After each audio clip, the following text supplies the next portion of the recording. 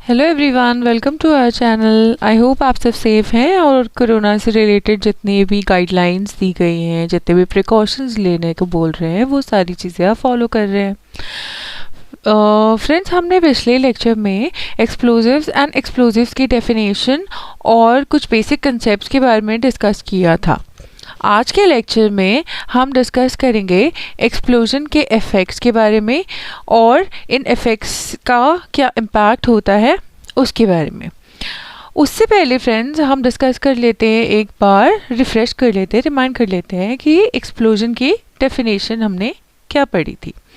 Explosion एक self propagating transformation होता है केमिकल, मतलब पूरा रिएक्शन जो है वो कंप्लीट करने के लिए जो भी चीज़ें चाहिए होती हैं वो उस एक्सप्लोजिव के अंदर पहले से ही होती हैं, इसीलिए वो सेल्फ प्रोपोगेटिंग होता है। बहुत large amount of gases produce होती हैं, जो ओरिजिनल वॉल्यूम होता है उससे बहुत ज़्यादा वॉल्यूम की गैसेस प्रोड्यूस होती हैं। बहुत ज़्यादा क्वांटिटी में हीट प्रोड्यूस होती है जो कि 3000 से 5000 डिग्री टेम्परेचर ले जाती है, और प्रेशर प्रोड्यूस होता है जो कि इक्वली थ्रस्ट होता है, इक्वली सारी डायरेक्शन में चारों तरफ इक्वली डिस्ट्रीब्यूट हो जाता है। तो पूरा जो प्रोसेस है एक्सप्लोजन का वो ये स्टेप्स में हम बोल सकते हैं कि पहला होता है इनिशिएशन। इनिशिएशन तब होता है जब एक एक्सप्लोजिव को एक एप्रोप्रिएट इम्पल्स या एप्रोप्रिएट इम्पल्स का एक्सपोजर होता है, या हीट हो गया, इम्पैक्ट हो गया, कुछ भी हो गया। दूसरा होता है जब इस इम्पल्स की जो फोर्स है इसकी वजह से डेटोनेट होता है एक्सप्लोजिव, डेटोनेशन का प्रोसेस स्टार्ट होता है। डेटोनेशन, जैसा कि हमने पिछले लेक्चर में डिस्कस किया था, एक सेल्फ सस्टेनिंग ब्रेकडाउन होती है, मतलब खुद को सस्टेन करने वाला एक ब्रेकडाउन प्रोसेस होता है एक्सप्लोजिव का, जो कि शॉक वेव की प्रोपोगेशन से प्रोसीड होता है। नेक्स्ट स्टेप होता है कंप्रेशन। जब ये डेटोनेशन की वजह से सारा का सारा एक्सप्लोजिव हाई प्रेशर गैसेस में, हाई वॉल्यूम गैसेस में कन्वर्ट हो जाता है, तो ये जो गैसेस है ये सराउंडिंग एयर को एक कंप्रेशन, एक प्रेशर टाइप का देती है, जिसकी वजह से ये जो लेयर ऑफ गैस होती है एक्सप्लोजन साइट के पास वो कंप्रेस हो जाती है, और वो ये जो कंप्रेशन एक पर्टिकुलर पॉइंट से स्टार्ट होता है, ये धीरे धीरे कंजिक्यूटिव लेयर में, उसकी जो नेक्स्ट लेयर है, एयर की नेक्स्ट लेयर है, वो लेयर्स में, लेयर टू लेयर में ट्रांसमिट हो जाता है। और इसकी वजह से क्या होता है, जो शॉक वेव होती है और वो जो ब्लास्ट वेव होती है, जो एक्सोथर्मिक वेव होती है, इन दोनों के इम्पैक्ट की वजह से जो है डिस्ट्रक्शन जो कॉज होता है उसको हम ब्रिसेंस बोलते हैं। तो ये जो डिस्ट्रक्टिव इफेक्ट दोनों वेव कॉज करती हैं, ये लास्ट स्टेप होता है हमारे एक्सप्लोजन का। तो अगर हम ब्रॉडली डिस्कस करें कि एक्सप्लोजन्स के इफ़ेक्ट कौन कौन से स्टेजेस में होते हैं, तो वो ऐसे होंगे कि पहला होता है ब्लास्ट इफ़ेक्ट, जिसके अंदर ब्लास्ट वेव और शॉक वेव के इम्पैक्ट आता है। दूसरा होता है फ्रैगमेंटेशन इफ़ेक्ट, जो कि प्राइमरी भी हो सकता है और सेकेंडरी भी हो सकता है। तीसरा होता है थर्मल इंसेंडरी इफ़ेक्ट, जो कि जो हीट प्रोड्यूस होती है या जो आग लगती है उसकी वजह से होता है, ये भी प्राइमरी और सेकेंडरी हो सकता है। चौथा होता है वैक्यूम इफेक्ट, जो कि साइट ऑफ एक्सप्लोजन से चारों तरफ बाहर की तरफ निकलने वाली चीज़ों की वजह से वहाँ एक गैप रिड्यूस हो जाता है साइट ऑफ एक्सप्लोजन पे, उसकी वजह से होता है। और जो लास्ट होता है वो होता है क्रेटर इफेक्ट। ये तब होता है जब ज़मीन से जुड़ के एक एक्सप्लोजन होता है या एक्सप्लोजिव ज़मीन के पास रखा हो, उसमें अर्थ में जो इम्पैक्ट आता है उसको हम क्रेटर इफेक्ट बोलते हैं। तो पहले हम डिस्कस करेंगे ब्लास्ट इफेक्ट। ब्लास्ट इफेक्ट में पहले आता है ब्लास्ट वेव। तो ये जो डेटोनेशन हमने पढ़ा था, इस डेटोनेशन की वजह से एक्सप्लोजिव जो है ये केमिकल ट्रांसफॉर्मेशन हो जाती है इसकी, जिसकी वजह से गर्म गैसेस बनाता है ये, जो कि उसके खुद की वॉल्यूम से बहुत ज़्यादा वॉल्यूम में होती है, और ये डेटोनेशन की डायरेक्शन में बहुत ही हाई स्पीड से मूव करती हैं gases. Around 7000 miles per hour इनकी स्पीड होती है, और इनका जो प्रेशर होता है 400,000 PSI यूनिट में होता है, जो कि अपने रास्ते में आने वाले किसी भी चीज़ को डिस्टर्ब करने की कैपेबिलिटी रखता है। ये जो वेव होती है इसको हम बोलते हैं ब्लास्ट वेव। इसका जो इफेक्टिव एरिया है, मतलब ये जो इसका जो असर होगा, ये एक्सप्लोजन साइट के बिल्कुल इमीडिएट आसपास जो जगह है उस पे ही होता है। दूसरा जो होता है वो होता है शॉक वेव। ये शॉक वेव एक thin layer of compressed high pressure air होती है। मतलब जब ये डेटोनेशन हो गया और ये जो गर्म गैसेस एक्सप्लोजिव से निकल रही हैं, एक्सप्लोजन साइट से निकल रही हैं, तो ये जो हमारी उसके आसपास की जो हवा है उसको कंप्रेस करती है, उसको एक जगह दबाती है, उसको प्रेस कर देती है, जिसकी वजह से ये एयर जो है ये कंप्रेस होके हाई स्पीड में 100 मीटर्स पर सेकेंड की स्पीड में जो है वो मूव करती है और अपने कंजिक्यूटिव लेयर, उसके नेक्स्ट लेयर्स में जो है उसमें ये कंप्रेशन को ट्रांसफ़र करती है। इसको हम बोलते हैं शॉक वेव। ये जो शॉक वेव है ये स्फेरिकल, मतलब जो साइट ऑफ एक्सप्लोजन है उसके अराउंड स्फेरिकल डायरेक्शन में मूव करती है और ये कंप्रेशन एंड रेडिफ्रैक्शन, जो एयर का कंप्रेशन और रेडिफ्रैक्शन होता है एक्सप्लोजन साइट के अराउंड, उसकी वजह से फॉर्म करती है। तो ये जो दोनों वेव्स हैं, ब्लास्ट वेव और शॉक वेव, ये ही सारा ऑलमोस्ट मेनली डिस्ट्रक्शन का जो है एक्सप्लोजन की वजह से जो होता है उसका कॉज होती हैं।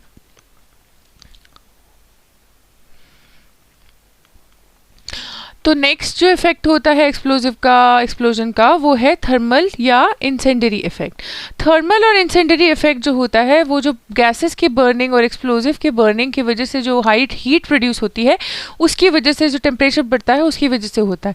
ये इतने हाई टेम्परेचर जो है अपने आने वाले किसी भी चीज़ को जला के राख कर देता है। ये जो कई बार ट्रांसलेशन इफेक्ट होता है एक्सप्लोजिव का। ट्रांसलेशन इफेक्ट क्या होता है, जब हवा को कंप्रेस करता है अपने अराउंड में, तो क्या होता है उसकी वजह से ऑब्जेक्ट्स जो है वो ज़मीन से उठ के एंटी ग्रेविटी डायरेक्शन में ऊपर की तरफ मूव करते हैं। इसको हम ट्रांसलेशन इफेक्ट बोलते हैं। तो एक्सप्लोजन की वजह से कई बार जो है ऑब्जेक्ट्स वो ऊपर जाके फिर नीचे गिरते हैं ड्यू टू ग्रेविटी। इसको हम एक्सप्लोजन का ट्रांसलेशन इफेक्ट बोलते हैं। और तीसरा जो इफेक्ट होता है हमारे थर्मल या इंसेंडरी का वो ये है कि जो प्राइमरी बर्निंग जो होती है पार्टिकल्स की, वो अगर कोई ऐसे ऑब्जेक्ट के कांटेक्ट में आ जाए जो कि आग पकड़ सकता है, सपोज पेट्रोल की गाड़ी हो गई, डीजल की गाड़ी हो गई, कोई गैस का सिलेंडर हो गया, तो ये जो प्राइमरी बर्निंग पार्टिकल्स होते हैं, ये प्राइमरीली जो फायर होती है, जो पहली जो फायर हो रही है वो अल्टीमेटली सेकेंडरी फायर को भी इनिशिएट कर सकती है, जिसकी वजह से जो नुकसान इनिशियली हो रहा था उससे ज़्यादा नुकसान होता है। तो उसको हम बोलते हैं सेकेंडरी फायर्स। नेक्स्ट जो इफेक्ट होता है एक्सप्लोजन का वो होता है फ्रैगमेंटेशन इफेक्ट। फ्रैगमेंटेशन इफेक्ट क्या है, अब देखिए जब एक्सप्लोजन स्टार्ट हो रहा है, एक्सप्लोजिव डिटोनेट हो रहा है, तो ऑब्वियसली वो एक्सप्लोजिव किसी कंटेनर, किसी बक्से में होगा। तो जब वो फट रहा है या जब वो गैसेस में प्रोड्यूस हो रहा है, जब हाई प्रेशर क्रिएट होता है, तो ये जो कंटेनर है ये छोटे छोटे पार्टिकल्स में टूट जाता है। और ये जो पार्टिकल्स हैं ये उसी डायरेक्शन में मूव करती हैं जो डायरेक्शन में वो वेव मूव कर रही है। तो ये जो छोटे छोटे पार्टिकल्स हैं ये कई बार ऑब्जेक्ट्स को हिट करते हैं अपने रास्ते में आने वाले, और इन ऑब्जेक्ट्स को ये तोड़ देते हैं। तो इसको क्या होता है, फ्रैगमेंटेशन इफेक्ट बोलते हैं। कई बार क्या होता है, ये वेव रिफ्लेक्ट हो जाती है एक सरफेस से, वो सरफेस एब्जॉर्बिंग नहीं होता है, उसको कोई इम्पैक्ट नहीं होता है, वो इसको रिफ्लेक्ट कर देता है। और ये जो रिफ्लेक्ट करके वापस towards the direction of explosion जब ये मूव करती है वेव, तो कई बार क्या होता है ऑब्जेक्ट्स जो हैं वो towards the site of explosion move करने लग जाते हैं, क्योंकि वो उल्टी डायरेक्शन में आ रही होती है, वो रिफ्लेक्ट होके वापस आ रही है। तो एंटी डायरेक्शन में वो जो पार्टिकल्स टूटे हुए होते हैं छोटे, उसके वापसी के रास्ते में जो ऑब्जेक्ट्स आ रहे होते हैं उसके जो पार्टिकल्स होते हैं वो towards the site of explosion कई बार मूव करने लगते हैं। तो इसको हम सेकेंडरी फ्रैगमेंटेशन इफेक्ट बोलते हैं। नेक्स्ट जो इफेक्ट होता है वो है वैक्यूम इफेक्ट। वैक्यूम इफेक्ट क्या होता है, जब दोनों वेव साइट ऑफ एक्सप्लोजन से एक्सप्लोजिव साइट के बाहर तक जा रही हैं, बाहर के ऑब्जेक्ट्स को इफेक्ट कर रही हैं, सेंटर से लेके बाहर तक सारी चीज़ें निकल गई, तो जो साइट ऑफ एक्सप्लोजन है वहाँ पे एक वैक्यूम क्रिएट हो जाता है जो कि मोमेंटरी होता है, बिल्कुल माइक्रो सेकेंड्स के लिए होता है, क्योंकि ऑटोमेटिकली आपको पता ही है फिजिक्स का लॉ है कि अगर कहीं वैक्यूम है और वो ओपन स्पेस में है तो आसपास की चीज़ क्या करेगी, उस वैक्यूम वैक्यूम को भरने की कोशिश करेगी। तो इसकी वजह से क्या होता है, ये जो आसपास के जो चीज़ें हैं, जो छोटे छोटे पार्टिकल्स हैं, जो secondary fire, secondary fragmentation effects की वजह से जितनी भी पार्टिकल्स होती हैं वो साइट ऑफ एक्सप्लोजन की तरफ वापस मूव करना स्टार्ट कर देती हैं इस वैक्यूम को फिल करने के लिए, ताकि आसपास में सारी जगहों में एक बैलेंस हो जाए।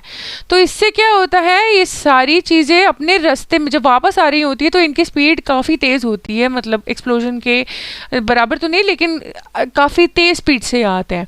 तो क्या होता है, उसकी वजह से उस टाइम पे भी अगर उसके रास्ते में कुछ आ जाए, इसको ब्लास्ट विंड बोलते हैं, अगर ब्लास्ट विंड के रास्ते में कुछ आ जाए तो वो बिल्कुल ख़त्म हो जाता है, उस पर भी बिल्कुल कुछ नहीं बचता, everything is distracted in the case of blast wind also.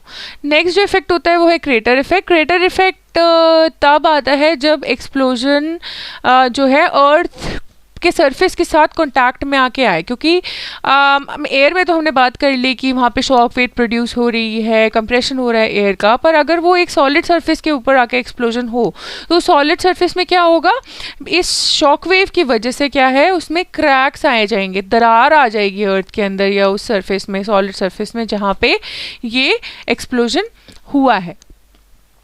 तो ये ओवरऑल एक आइडिया है कि पहले ब्लास्ट वेव फॉर्म होती है एक्सप्लोजन की वजह से, जो कि उसके आसपास की एयर को जो है कंप्रेस कर देती है। तो ये जो ब्लास्ट वेव कंप्रेशन की वजह से शॉक वेव्स प्रोड्यूस करती है, शॉक वेव्स की वजह से जो है इमीडिएट इफेक्ट, जो ब्रिजेंस इफेक्ट होता है, डिस्ट्रक्टिव इफेक्ट होता है, वो हम देखते हैं।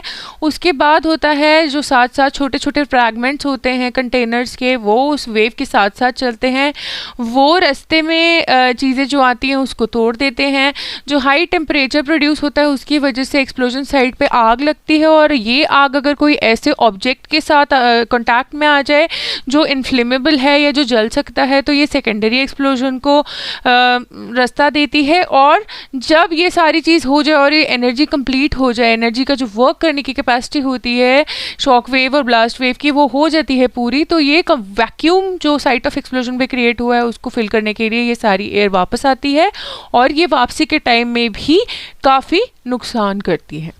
3 बेसिक टाइप ऑफ एक्सप्लोजन्स होते हैं। पहला होता है मैकेनिकल। मैकेनिकल होता है कि कोई एक हाई प्रेशर पे अगर कोई बंद कंटेनर है और उसके अंदर बहुत ही हाई प्रेशर की गैस है, और ये कंटेनर अगर अचानक से मिसवर्क करता है, अगर ये काम करना, इसका फॉल्ट हो जाता है काम में या इसके फंक्शनिंग में फॉल्ट हो जाता है, तो ये बर्स्ट कर जाता है, जिसको हम मैकेनिकल एक्सप्लोजन बोलते हैं। और जस्ट इन केस अगर इसके अंदर का जो मैटर है या मटेरियल है वो इन्फ्लेमेबल है, तो क्या होगा, जब ये बर्स्ट करेगा तो बर्स्ट करने की वजह से ये अब एनवायरमेंटल ऑक्सीजन के कांटेक्ट में आके जो है ये फायर प्रोड्यूस कर देता है, आग लग जाती है। दूसरा होता है केमिकल एक्सप्लोजिव। केमिकल एक्सप्लोजिव वही है जिसके बारे में हम इतने दिनों से डिस्कस कर रहे हैं, जो डिटोनेशन से इनिशिएट, जो इम्पल्स से इनिशिएट होके डिटोनेशन से उसका पूरा ट्रांसफॉर्मेशन होती है गैसेस में, गैस और प्रेशर और हीट प्रोड्यूस होती है, जिसकी वजह से shock wave and blast wave produce होती है और उसका ब्रिसेंट होता है। तीसरा जो टाइप ऑफ एक्सप्लोजन होता है वो होता है न्यूक्लियर। न्यूक्लियर 2 तरह से होता है, फिशन या फ्यूजन। फिशन का मतलब होता है हमारे पास कई ऐसे रेडियो एक्टिव या कई अनस्टेबल एटॉमिक न्यूक्लियाई होते हैं जिसके अंदर जो जिसको अगर हम थोड़ी सी एनर्जी दे दें या उसके अंदर से थोड़ी सी एनर्जी हम निकाल लें तो वो स्टेबलर फॉर्म में कन्वर्ट हो जाते हैं और with the release of large amount of energy, जो कि एक्सप्लोजिव होती है। ये जो एनर्जी होती है ये एक्सप्लोजिव इफेक्ट देती है, जैसे कि केमिकल एक्सप्लोजन में डेटोनेशन एक्सप्लोजन कॉज करता है। तो यहाँ पे जो न्यूक्लियस के फिशन या टूटने एंड फ्यूजन या जोड़ने की वजह से जो एनर्जी रिलीज ये एब्जॉर्ब करके रिलीज होती है, उसकी वजह से शॉक वेव प्रोड्यूस होती हैं जो डिस्ट्रक्शन कॉज करती हैं। तो आज का लेक्चर हमारा यहीं तक था फ्रेंड्स। अगर आपको हमारा लेक्चर पसंद आया हो तो आप प्लीज़ उसे लाइक, शेयर, कमेंट और हमारे चैनल को सब्सक्राइब करिएगा। और अगर आपको कोई भी हमारे कंटेंट रिलेटेड या हमारे लेक्चर्स रिलेटेड कोई क्वेरी है, अपने करिकुलम के रिलेटेड कोई क्वेरी है, या आपको आपके सिलेबस से रिलेटेड कोई क्वेरी है, आप कोई स्पेशल टॉपिक पे लेक्चर्स चाहते हैं, आप नोट्स के रिलेटेड कोई अपना सोल्यूशन चाहते हैं, तो आप हमारी इन वेबसाइट पे हमसे कांटेक्ट करिएगा और हम पूरी कोशिश करेंगे कि हम आपकी हेल्प करें। Thank you.